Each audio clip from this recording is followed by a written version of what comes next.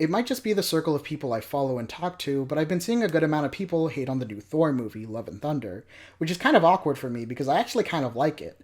The movie has its issues, but I just really like its heartwarming message about how important it is to connect with others, and why the strength and love that comes with those bonds are worth the challenges and hardships that go with them. I also feel that message is conveyed pretty well with Thor, Jane, and Gore's respective stories, and that's what I want to go over in this video. Oh yeah, spoilers for the whole movie, by the way. Starting with our main man, Thor, his arc is probably the most well-handled aspect of the movie. After having lost so much in his life, Thor has been trying to distance himself from others. Whether it's the people he's supposed to protect or his friends, he tries to keep others at arm's length as to not grow attached and feel pain again. As he goes out to stop Gore, however, he comes to see why he shouldn't do this. One of the reasons being that detachment can lead to a self-centered, cowardly mindset, which he sees firsthand when he visits Zeus and all the other gods.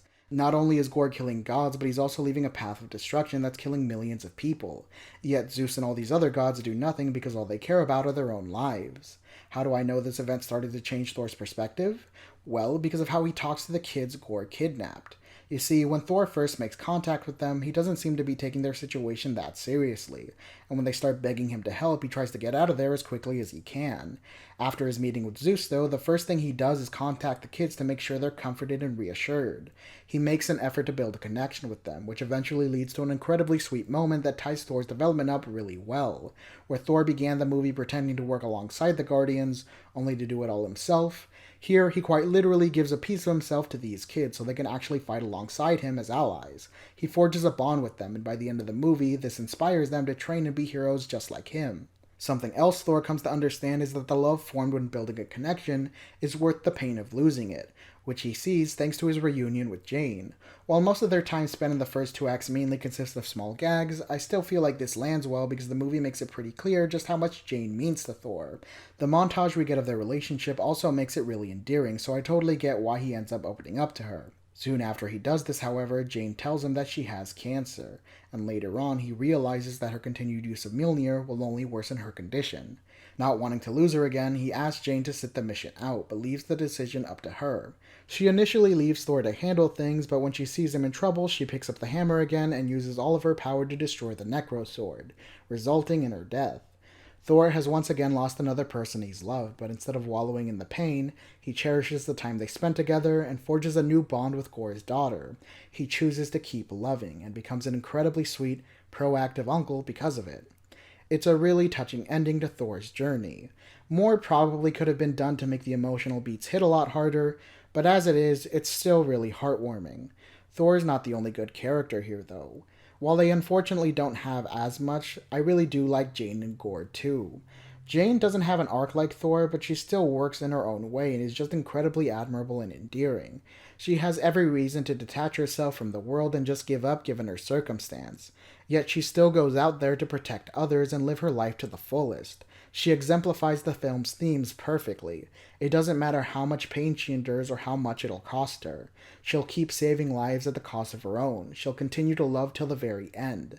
She's honestly the most heroic character in the movie and just wonderful to watch. I wish there was more to it than that, but I still really like her character here. Moving on to Gore, I feel more than anyone he could have benefited from more screen time, but I still really like his story and how it ties to the overall film. Gore the God Butcher was created as a result of his god's detachment from him and his people. He's lost a lot because of this neglect, and now all he wants to do is sever his ties to the gods completely by killing them all off. He becomes vengeful, and it's not hard to see how this all ties back to the rest of the film. This is a potential consequence that can result from Thor's detachment. When your guardians stop caring and abandon you, it's easy to get lost and feel vengeful. That's exactly what happened to Gore, but Thor comes to know better, and because of that, he ends up inspiring the people he saves. The movie really emphasizes just how important it is to love and forge bond with others, which is something Gore himself takes to heart by the end. After the Necro Sword is destroyed and he remembers his daughter, Gore makes a wish to eternity. Instead of remaining vengeful and wishing for all gods to die, however, he wishes his daughter back and takes a chance by leaving her in Thor's care. In the end, he chooses to love again, and in so doing, puts his faith in a god one final time. It's a poetic end to the character, and while I wish he got more, I still think it's really solid. Initially, I questioned why Gore would trust Thor with his daughter, but then I remembered that he's been seeing Thor spend this entire movie saving a bunch of kids. So yeah, I feel this trust is earned. So yeah, Thor has a good story, Gore has a good story, and Jane has a really good character that ties really well with the film's heartfelt message.